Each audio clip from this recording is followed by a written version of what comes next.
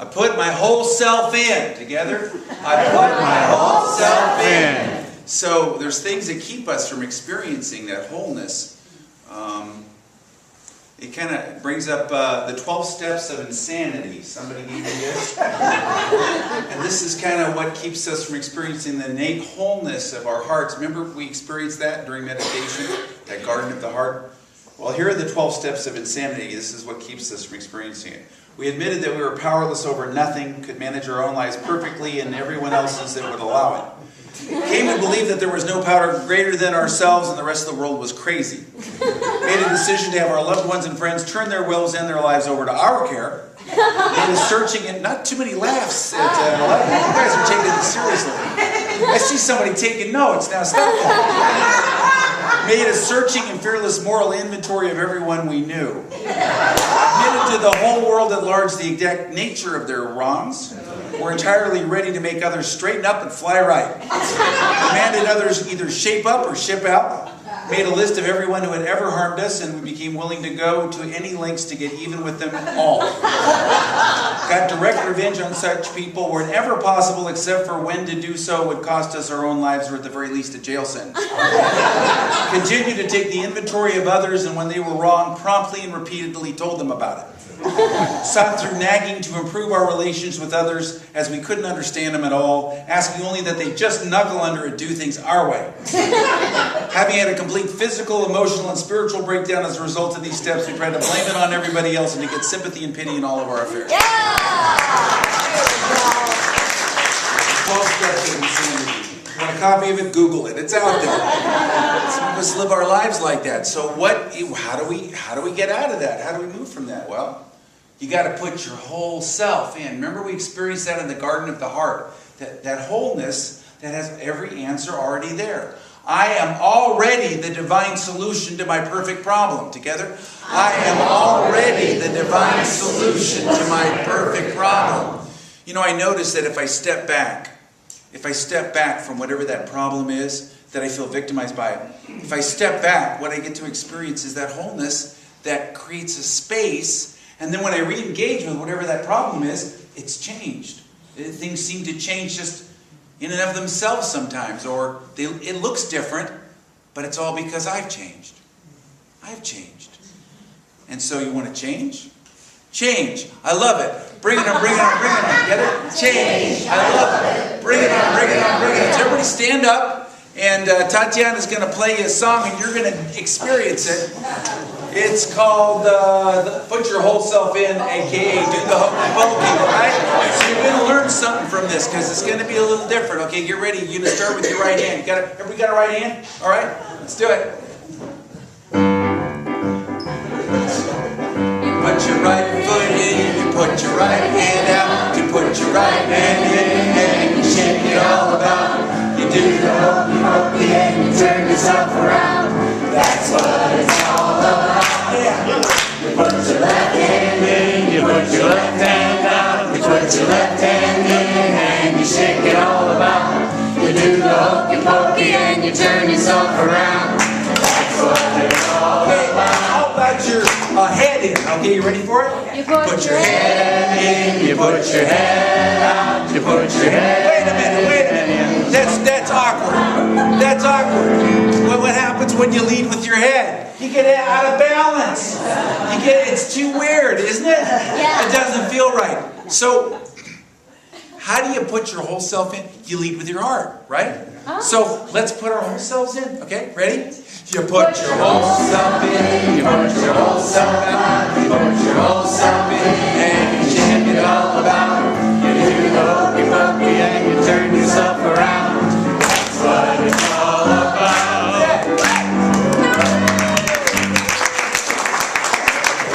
There's more to it than that.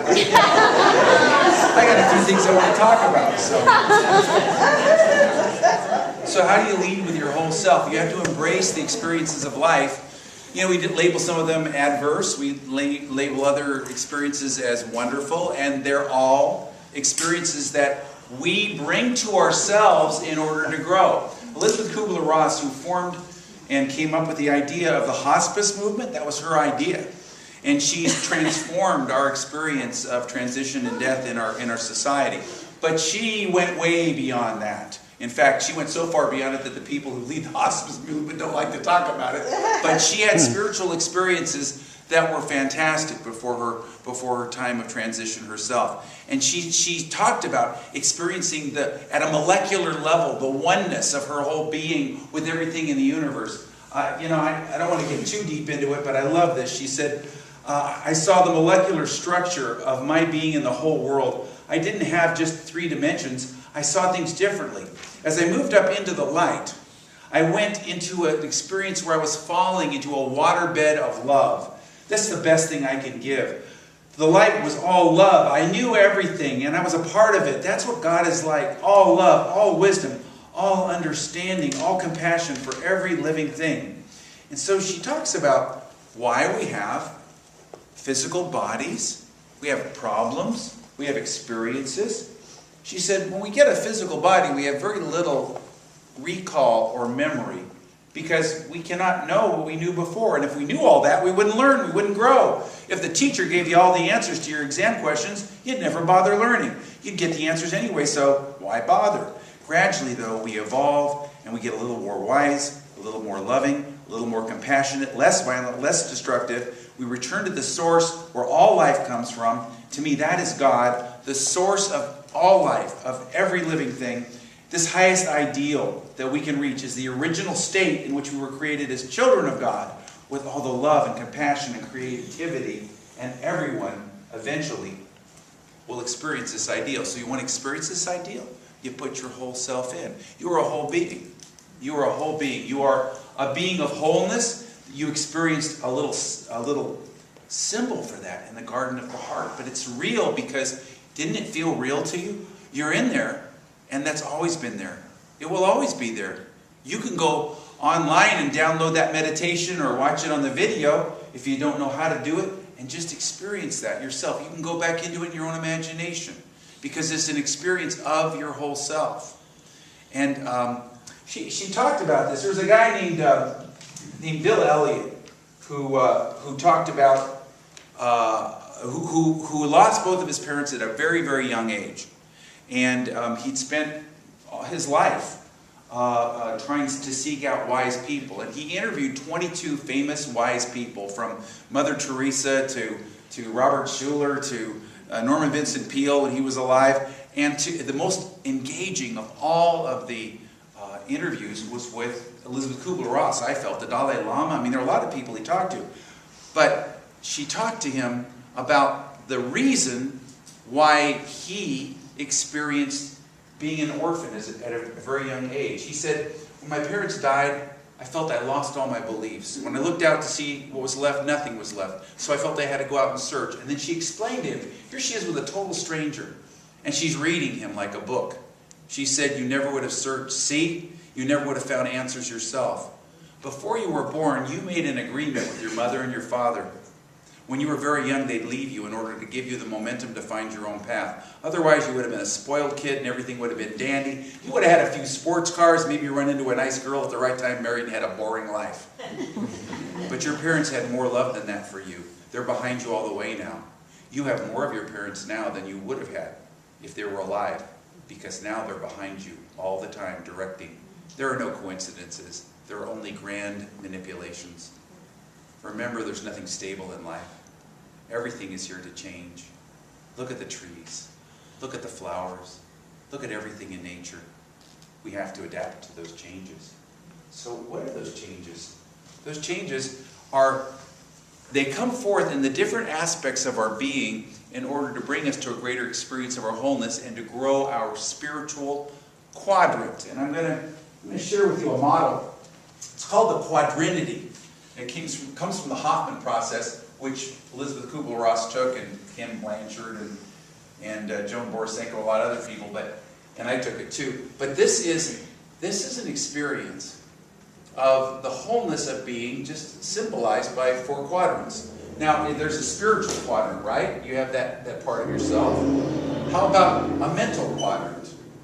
There's a mental expression to you that you must honor. What else? What other ones might be up here? Physical quadrant, okay. What's left? Emotional. Now, here's the deal. We have needs on all of these 4 levels to express, but one of the reasons why we get into trouble ourselves, or even in trouble with our relationships with others, is that we have a need on a certain level and we're trying to meet it on another level. For instance, I'm in a spiritual crisis and I go eat a donut. It happens. Or the concepts and beliefs that have taken me this far, I've reached a certain limit, and I need to retrain and let go of those old beliefs and take on new beliefs on the mental level, but instead I want to go find a relationship, find somebody to fill that hole emotionally. So, do you see what I'm talking about? This also happens on the level of other people. Sometimes people, we have problems with other people. We think, well, I'm trying to meet their needs. I'm trying to be a good spiritual person, but they may expect you to meet their needs on a level that you're not supposed to meet it at. For instance, I'm a minister. Most of what I do is here. Maybe somebody wants me to drag my kids to their house on Friday nights. And they get mad because we didn't do it. So maybe somebody in your life needs you to share with them the truth, but what they want is just an emotional fix. So sometimes think about this. Just bring it into your being. Realize that you are a whole being, and that all 4 quadrants have to be expressed. But often the healing that needs to take place requires you to engage and to do some spiritual work. Again, one last quote from Elizabeth Kubler-Ross, but she says, "Gradually, I've done work on myself, my own growth work, tried to get rid of whatever was negative in my life, because I realized unless I resolve my grief, hate, and rage, I'd never be whole.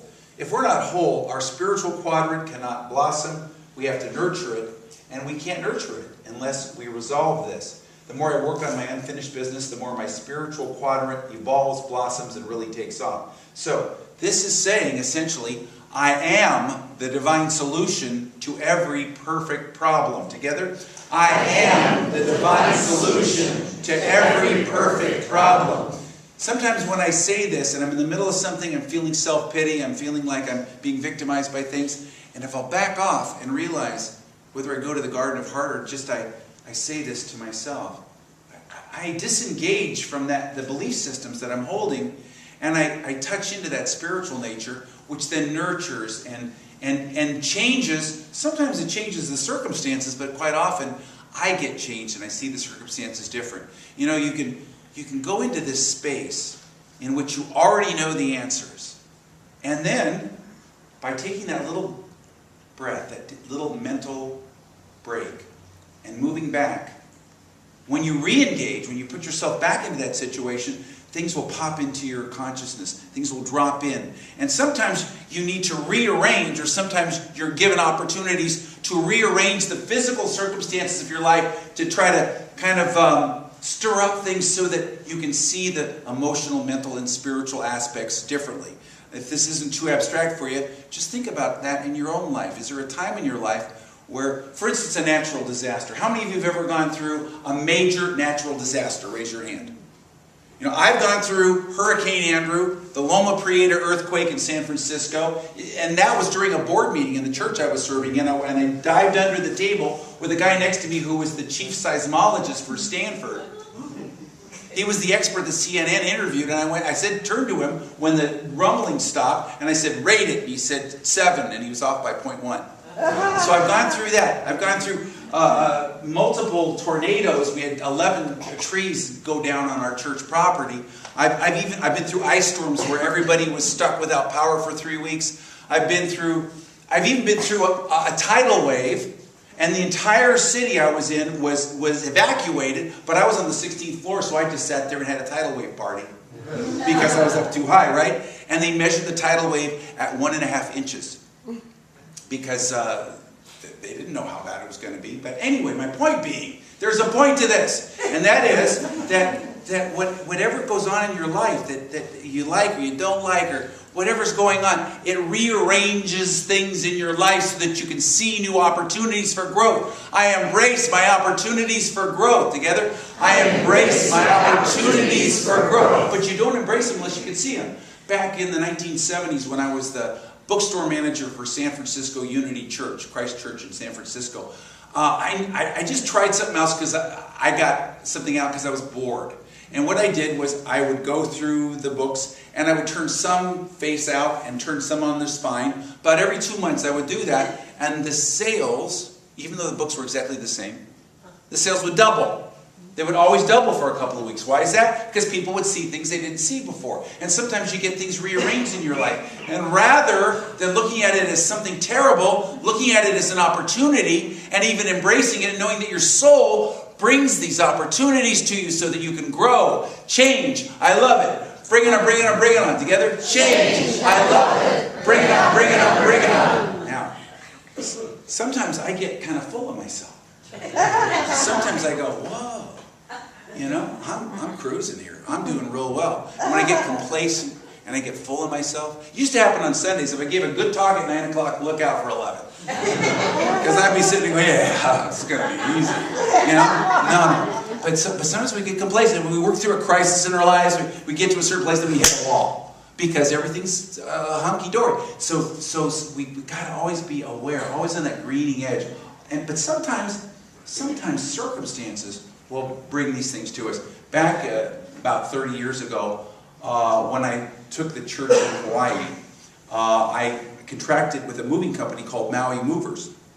And I was moving to Oahu, but Maui Movers sent my stuff to Maui, where it sat on a dock for 6 months. I had only the stuff that I could carry in my 3 suitcases. You only allowed 2, but I gave the guy $10, so I got 3. And that's all I had. 3 suitcases, and that's all I was living out of for 6 months. Plus, I was looking, there was a shortage of places to live, but I found one little place, 250 square feet. And my shower was outside in my backyard, as was my kitchen. And you know, and it's like, okay, I'm living out of a suitcase, I have no space, and it was the best thing, because it got me loose. It got me loose. It got me, you know, looking at things differently. Because that was one of the toughest times I'd ever gone through, was about to go through in my life. And so it got me thinking differently, looking at things differently. In your life, embrace the changes. Give your whole self. Put your whole self in, regardless of what things look like. And the other story I shared at 9 o'clock, I'll share it with you now, is when I graduated from ministerial school, I was the first person to get a church, my whole class. And I didn't go there because I was in my codependent marriage, and it was a tough thing. She wanted to live with her parents, where her parents lived. So I moved to Los Angeles, where there were no churches open. So I was the first person to get a church, and the last one to actually take a church. And during the time in between, I worked at a lock company and a hardware company. But before that, I had to get a job. Well, that was okay because I'd saved some money, and I put them in traveler's checks. I'd run the Youth of Unity, and I'd put them on my desk at the Youth of Unity office, and I was ready to go. And to move, I was going to get a U-Haul trailer, right? Because I had all my stuff. And I called the U-Haul people. They said, don't worry about it. We never run out of U-Haul trailers. Just come and show up. It turned out they didn't have a single, it was the week that kids went to college. There wasn't a single U-Haul within 150 miles. And I didn't have time because I had speaking engagements all the way across country. No problem. I'd be able to make it. I loaded my little tiny Subaru right to the gills, and I took off. My first stop was Salina, Kansas. I was going to speak at the church there. It was great. Spent the night and knocked on my door 7 a.m. saying, your credit card bounced. How could it be? I'd maxed it out. No problem. I'll just pay for my... Oh my gosh, I didn't have my traveler's checks. I called. They were there at Unity. They were on my desk. And they said, don't worry, we'll mail it to you. 6 weeks later, I got it. So what was I going to do? I didn't have any money. I didn't have any credit. I didn't have anything. But I gave the talk. They paid me, $150 or something. But I never said anything to anybody. They took an offering of the congregation there, small congregation. Today's dollars, $3,000 to me in cash. And it got me all the way across country. It got me to get a first and last month's deposit on a place. But then I got to the point where I got to my last dollar.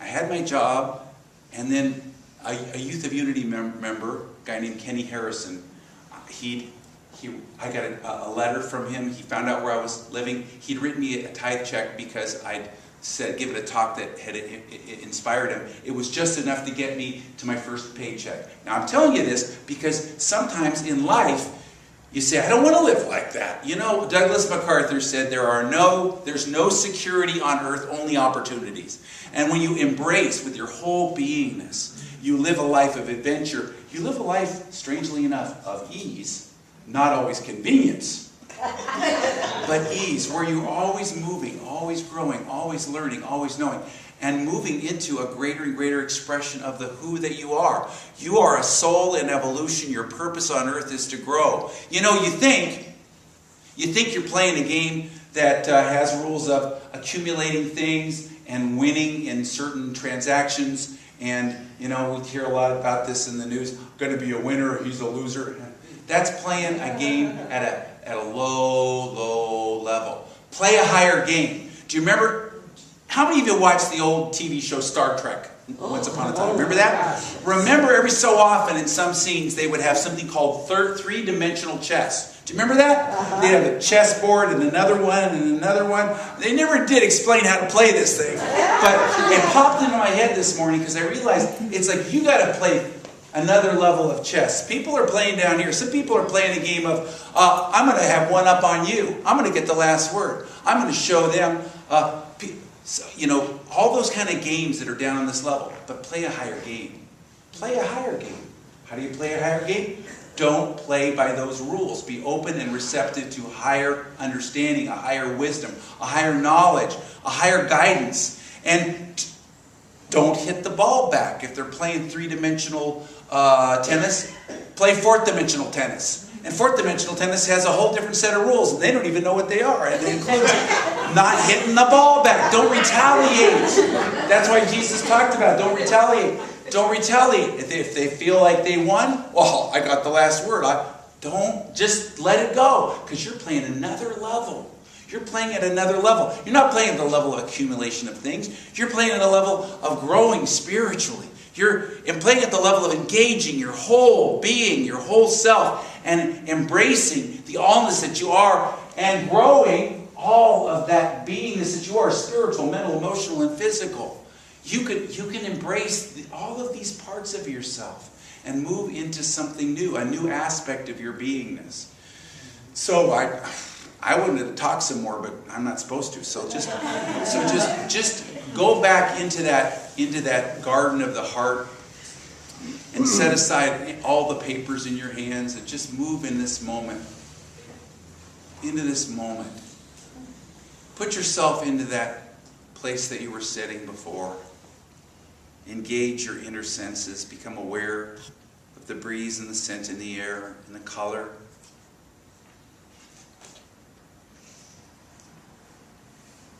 Just kind of take it all in and feel how it makes you feel.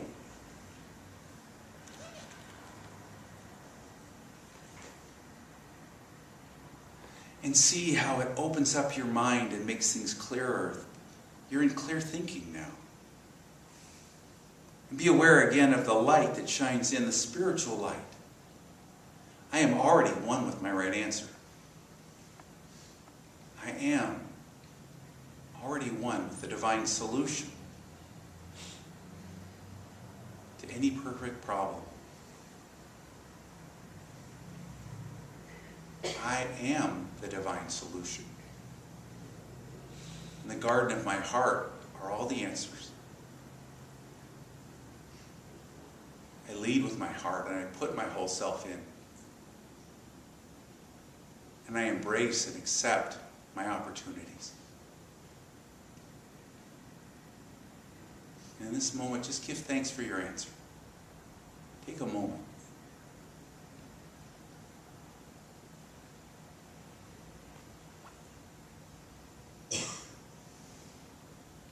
And that gratitude anchored your answer.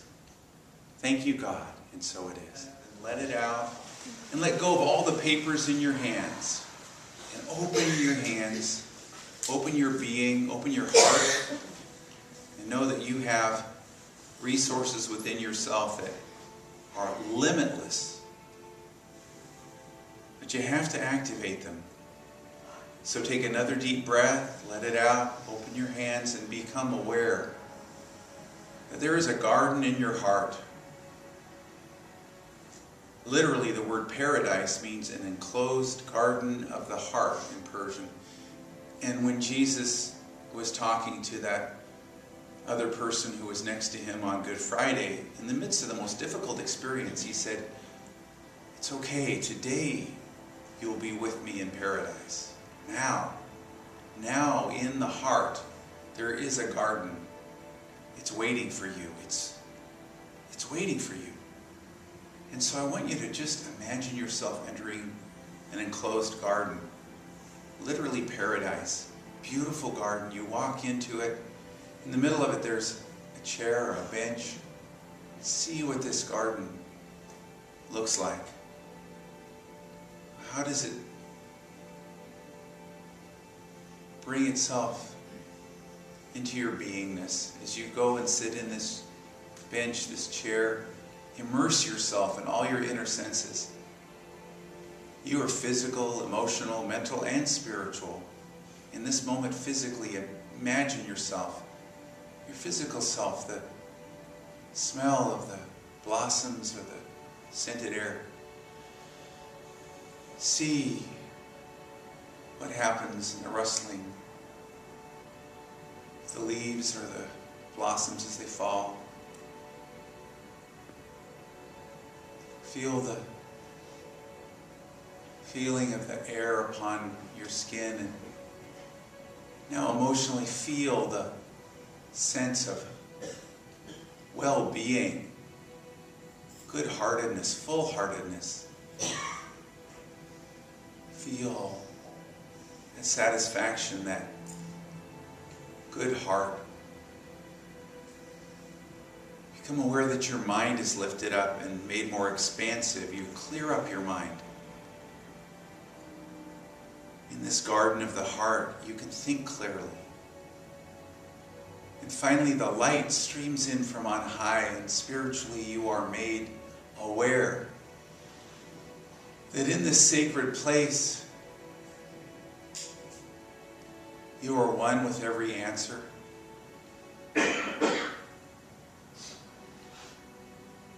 In this sacred place, the answers are have already come forth. You already won with your right answer. It's easy to pray. Thank you, God, for the divine solution to every perfect problem. And know that the answers already are there for you. Wholeness is already here now for you.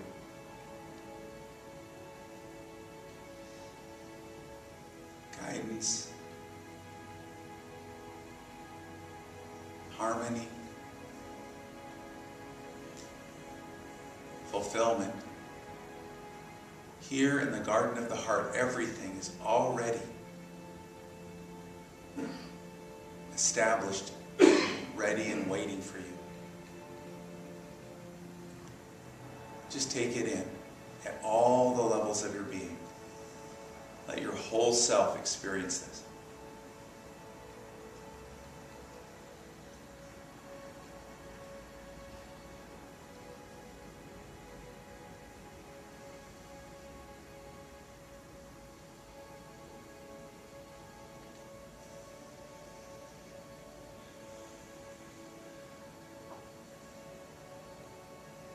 I am the divine solution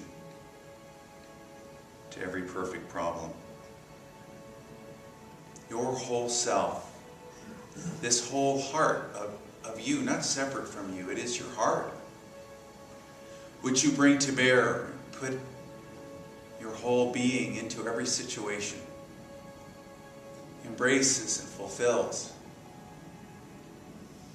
what you call happiness, what you call adversity, what you call every situation in your life, however you label it. Your whole heart embraces. Safe here. Thank you, God. I embrace my whole being. And so it is.